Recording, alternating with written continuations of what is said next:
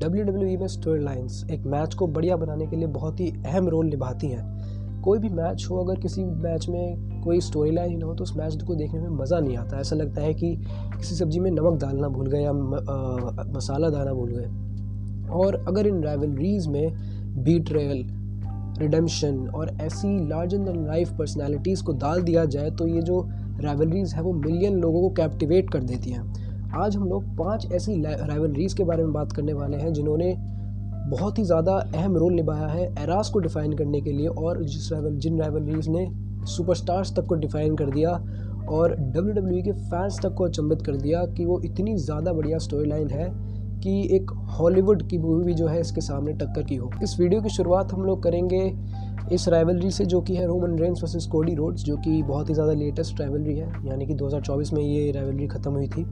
अब मैं अपने आप को बहुत ही ज़्यादा खुशनसीब मानता हूँ कि मैंने इस राइवलरी को डे टू डे तक फॉलो किया है। और ये राइवलरी शुरू हुई थी 2023 में जब कोडी रोड्स ने रॉयल रंबल जीती। कोडी रोड्स ने जो रोमन रेंस को चैलेंज किया और रेसलमेनिया 39 के लिए जो ये बिल्ड था इस मैच का वो उतना बढ़िया नहीं था। वो उतना बढ़िया बिल्ड लगा ही नहीं, क्योंकि इन दोनों का जो है एनकाउंटर सिर्फ 1-2 बार ही हुआ था जब एक दूसरे से मिले थे, और सीधा इनको 2 बार मिला कर जो है सीधा मैच ही लड़वा दिया। और मैं सोच रहा था जब ये रोमन रेंस ने कोडी रोड्स को हराया था कि बहुत बढ़िया टाइम था कि कोडी रोड्स को एक बेल्ट दे देनी चाहिए थी, और रोमन रेंस से क्या ही करेंगे बेल्ट रखवा के। लेकिन जब मैंने रेसलमेनिया 40 को ख़त्म होने के बाद देखा तो मुझे लगा कि एक बहुत ही बढ़िया डिसीजन था WWE का रोमन रेंस को चैम्पियनशिप जितवा के, चैम्पियनशिप रिटेन करवा के रेसलमेनिया 39 में, क्योंकि 2024 में कोडी रोड्स ने फिर से रॉयल रंबल जीती। इस बार जो है ज़्यादा इनकाउंटर हुए। इवन जो स्मैकडाउन हुई थी रॉयल रंबल के बाद उसमें जो रॉक आए थे और उन्होंने कोडी की जो अपॉर्चुनिटी है उसको छीन तक लिया, और हमें रेसलमेनिया में ये पता चल रहा है कि रोमन वर्सेस कोडी नहीं होगा, रोमन वर्सेस रॉक होगा अनडिस्प्यूटेड चैम्पियनशिप के लिए। उसके बाद रेसलमेनिया की किक ऑफ प्रेस कॉन्फ्रेंस में कोडी रोड्स ने इन दोनों को ही रोस्ट मार दिया और कहा कि रॉक तू जा भाड़ में, मैं अपने चैम्पियनशिप का मैच लेऊंगा। इन चीज़ों को सुनने के बाद रॉक को आया गुस्सा। उन्होंने सोचा कि चल ठीक है, मेरे बारे में तो तुझे कुछ कहना है कह दे, लेकिन मेरे भाई के बारे में कैसे कहा। और भाई जो है एक साथ हो गए और हमें पता चलता है कि रोमन वर्सेस कोडी जो है मैच होगा, पर इस बार जो रॉक है वो कोडी की साइड नहीं, एक गुड साइड में नहीं बल्कि एक ईविल साइड में होंगे। इस बार ब्लड लाइन को जो है ज्वाइन करेंगे, और रॉ स्मैकडाउन हर हफ्ते जो है रॉक ने आना शुरू कर दिया, और जो कि बहुत ही ज़्यादा रेयर होता है क्योंकि और वो एक एक्टर है हॉलीवुड के, तो किसी भी एक्टर को जो है WWE में आना बहुत ही ज़्यादा मुश्किल होता है, वो भी डेली बेसिस पे। तो बहुत ही ज़्यादा बढ़िया लगा एक तो रॉक को डेली परफॉर्म करते हुए, और उन्होंने इतनी बढ़िया प्रोमोज बैटल हमको देखने को मिली between Rock and Cody Rhodes, और कोडी और रोमन ने भी बहुत बढ़िया जो है यहाँ पे इनपुट डाला अपने इस राइवलरी को बढ़िया बनाने के लिए। लेकिन रॉक के आते ही जो है ये राइवलरी बहुत ही ज़्यादा बढ़िया बन गई थी। और रेसलमेनिया 40 में जब इनका मैच होता है तो उसके एंडिंग के 10 मिनट जो है बहुत ही ज़्यादा बढ़िया 10 मिनट थे वो। हमें देखने को मिला कि सोर्सिको आए, फिर जॉन सीना को हटाने के लिए रॉक आए, और हम सबको लग रहा था कि रॉक वर्सेस ऑस्टिन की जो है यादें ताज़ा हो सकती हैं। लेकिन यहाँ पे अंडरटेकर आया, अंडरटेकर ने जो है रॉक को साइडलाइन कर दिया। सेथ रॉलिंस भी इस मैच में थे, और कोडी रोड्स ने फाइनली रोमन रेंस को हराकर अपनी स्टोरी फिनिश कर ली, जो कि कहे तो 2022 से ही थी, क्योंकि 2022 की रेसलमेनिया के बाद से ही कोडी रोड्स जो है गाना गा रहे थे कि मुझे ये वर्ल्ड चैम्पियनशिप जीतनी है अपने फादर के लिए। तो एक बहुत ही बढ़िया एंड दिया गया इस राइवलरी को, एक एंड गेम लगा WWE का कि एक बहुत ही ज़्यादा बड़ी एरा जो है ख़त्म हो रही है यहाँ से। और रीज़न इसका क्या है नंबर 5 पे आने का, क्योंकि ये राइवलरी बहुत नई है, और ये इन राइवलरीज से तो बहुत ही ज़्यादा नई राइवलरी है, और लोग अभी जो है इस राइवलरी को उतनी ज़्यादा अच्छे से रिमेंबर नहीं करेंगे। लेकिन जब हम बूढ़े हो जाएंगे, जब नए WWE के फैंस आएंगे, तब जो है ये भी एक टॉप फ्यूड में गिनी जाएगी, क्योंकि इस फ्यूड में बहुत ही ज़्यादा बढ़िया चीज़ें हमको देखने को मिली, और बहुत ही ज़्यादा मेमोरेबल चीज़ें जो है इस फ्यूड में हमको देखने को मिली, जो कि इस फ्यूड को नंबर 5 पे लाता है। अगली जो राइवलरी है वो है नंबर 4 पे आती हुई John Cena versus Randy Orton. अब ये राइवलरी जो है ना, ये भी एक एरा को डिफाइन करती है, रूथलेस एग्रेशन एरा को डिफाइन करती है, क्योंकि ये राइवलरी में जो मैचेस इतने हुए हैं भाई, बहुत ज़्यादा मैचेस हुए हैं इस राइवलरी में। 2009, 2010, 2007, 2013, इन सालों में बहुत ज़्यादा जो है ये रेसलर लड़े हैं आपस में। और एक तरफ जो है एक गुड गाय है WWE का बहुत, जो कि रन कर रहा है कंपनी को, he is the face of the company.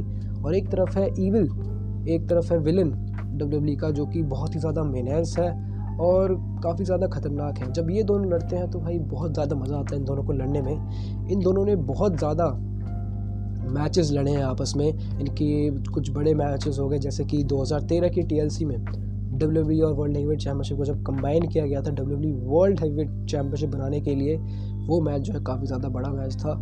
और दो चैम्पियनशिप को मर्ज कर दिया। ये दिखाता है कि इन दोनों पे कितना ट्रस्ट किया जाता है कि first WWE world heavyweight champion जो है इन दोनों में से ही बनना चाहिए। और बहुत ही कॉन्ट्रास्टिंग स्टाइल्स हैं इन दोनों के। एक तरफ जो है अच्छाई का नेता, दूसरी तरफ बुराई का नेता। ये दोनों जो है बहुत ही ज़्यादा कॉन्ट्रास्ट में हैं एक दूसरे के। और यही जो है WWE फैंस को बहुत ज़्यादा अच्छा लगता है जब ये इन दोनों के मैचेस में देखते हैं, इन मैचेस को देखते हैं। और ये राइवलरी बहुत ही सालों पुरानी है। मतलब 2017 में भी इनका मैच हुआ था, 2007 में भी इनका मैच हुआ था। ये दिखाता है कि 10 साल हो गए लेकिन ये लोग आपस में लड़ ही रहे हैं। और ये राइवलरी जो है बहुत ही ज़्यादा अच्छी राइवलरी है। लेकिन इस राइवलरी को नंबर 4 पर इसलिए डाला गया है क्योंकि ये जो राइवलरी है इसमें मैचेस बहुत ज़्यादा हुए हैं, जो कि इस राइवलरी की जो प्रेस्टीज है, इस राइवलरी को जो दिखाता है कि स्पेशल मैचेस जो है वो इसमें जो है कम है। इस राइवलरी में बहुत ज़्यादा मैचेस हुए हैं और इसी वजह से राइवलरी नंबर 4 पे आती है। लेकिन ये राइवलरी अपने आप में बहुत ही ज़्यादा बढ़िया राइवलरी, क्योंकि ये दोनों एक दूसरे के खून के प्यासे लगते थे। इसके बाद नंबर 3 पे आती है triple H versus Shawn Michaels की राइवलरी। और ये दोनों डी जनरेशन एक्स के मेंबर्स थे और ये रियल लाइफ बेस्ट फ्रेंड्स भी हैं आपस में। और मुझे लगता है, जहाँ तक मुझे पता है, कि 1998 में जब शॉन माइकल्स को जो है इंजरी हुई थी तो उन्होंने 4 साल का ब्रेक लिया था WWE में अपनी जो नी इंजरी है उसको फिक्स करने के लिए शायद से।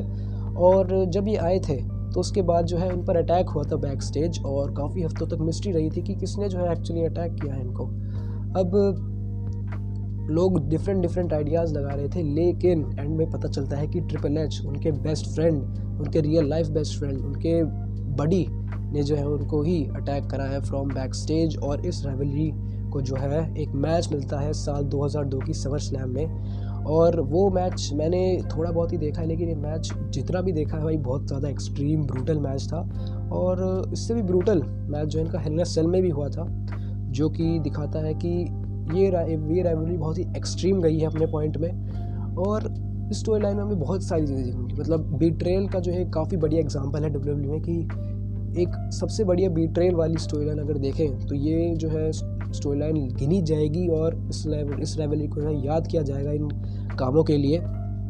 और ये अपने आप में शॉन माइकल्स और ट्रिपल एच दोनों अपने आप में एक लेजेंड्स हैं जिन्होंने इंडस्ट्री के लिए बहुत अच्छा काम किया है। बहुत ही ज़्यादा बढ़िया मैचेस, बहुत ही बढ़िया स्टोरी लाइन्स, बहुत ही बढ़िया कैरेक्टर्स दिए हैं। और ये जो स्टोरी लाइन है वो बहुत ज़्यादा बढ़िया रही थी और इसीलिए ये स्टोरी लाइन नंबर 3 पे आती है। अब ये नंबर 2 या नंबर 1 पे इसलिए नहीं है क्योंकि ये राइवलरी जो है अच्छी है लेकिन उतनी ज़्यादा प्रेस्टीजियस नहीं है, उतनी ज़्यादा बढ़िया नहीं है जितनी ये दो ऊपर की राइवलरीज़ हैं। नंबर 2 पे आती है अंडरटेकर वर्सेस केन, ब्रदर वर्सेस ब्रदर और ब्रदर ऑफ डिस्ट्रक्शन, जिनको हम जानते हैं एज अ टीम। अब ये राइवलरी जो है एक सुपर नेचुरल राइवलरी है कि कोई बंदा जिंदा हो रहा है, कोई बंदा आग से लड़के आ रहा है, कास्केट मैच हो रहे हैं, रियल लाइव मैच हो रहे हैं। बहुत ही ज़्यादा सुपर नेचुरल चीज़ें हैं इस राइवलरी में और अनफॉरगेटेबल मोमेंट्स तो ज़रूर हमको इस राइवलरी में देखने को मिले हैं। इस राइवलरी की शुरुआत होती है साल 1997 के बैड ब्लड से, जब अंडरटेकर और शॉन माइकल्स लड़ रहे होते हैं हेल इन अ सेल मैच में। और अंडरटेकर के भाई केन ने जो है यहाँ पे डेब्यू करा था अपना और उन्होंने हेल इन अ सेल में लिटरली तबाही मचा दी थी कि उन्होंने गेट को ऐसे लात मारी कि मतलब दिखा कि ये बंदा बहुत स्ट्रॉन्ग है, कि एक हेल इन अ सेल जैसे टफ स्ट्रक्चर में इस बंदे ने ऐसा काम कराया।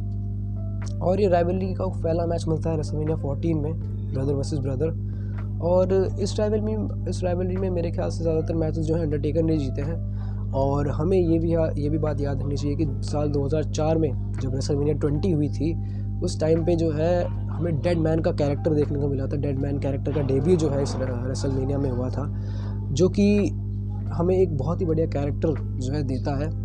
इसके अलावा इनके रेसलमेनिया क्लैशेस जैसे मैंने बताए और ड्रामेटिक स्टोरी टेलिंग की, जो केन है वो अंडरटेकर के भाई हैं जो कि जल गए थे और फिर वो वापस आए हैं बदला लेने के लिए, इसलिए वो मास्क पहनता है कि उसका मुंह जो है जल चुका है।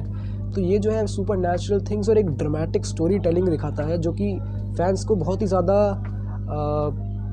इन्वेस्ट कर देता है इस फ्यूड को देखने के लिए। अब नेचुरल थिंग्स हैं, ब्रदर वर्सेस ब्रदर यानी कि पर्सनल राइवलरी है, और इसकी जो ये राइवलरी है वो दशकों तक चली है। 2010 में भी मुझे याद है कि इनका मैच हुआ था, कास्केट मैच था शायद से वो, जब गंजा केन था, और बहुत ही ज़्यादा बढ़िया राइवलरी है। बीट्रेयल्स हुए इस राइवलरी में, अनफॉरगेटेबल मोमेंट्स इस राइवलरी में हमको देखने को मिले हैं। तो ये राइवलरी नंबर 2 पे इसलिए डिज़र्व करती है, नंबर 1 पे इसलिए नहीं क्योंकि नंबर 1 पे जो राइवलरी है ना वो एक गोल्ड राइवलरी है। वो गोल्ड राइवलरी यानी कि नंबर 1 इस लिस्ट की जो है फ्यूड है the rock versus stone cold Steve Austin.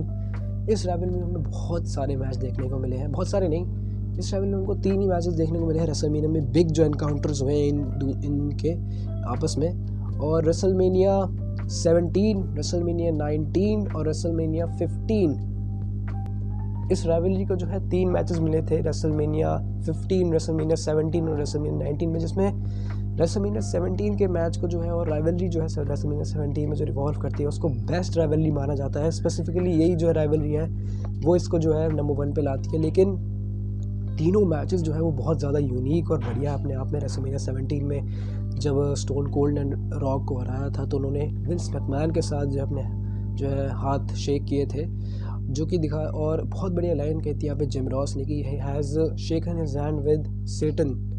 और ये राइवलरी का जो मैच था लास्ट रेसलमेनिया में वो था रेसलमेनिया 19 में, जब द रॉक जो थे पिछले 2 रेसलमेनियास के कैरेक्टर में नहीं थे, इस बार वो एक हॉलीवुड गिमिक में आए थे, और ये जो हॉलीवुड का गिमिक था वो भी बहुत ज़्यादा बढ़िया था अपने आप में। और ये वाली राइवलरी भी बहुत ज़्यादा बढ़िया थी रेसलमेनिया 19 वाली।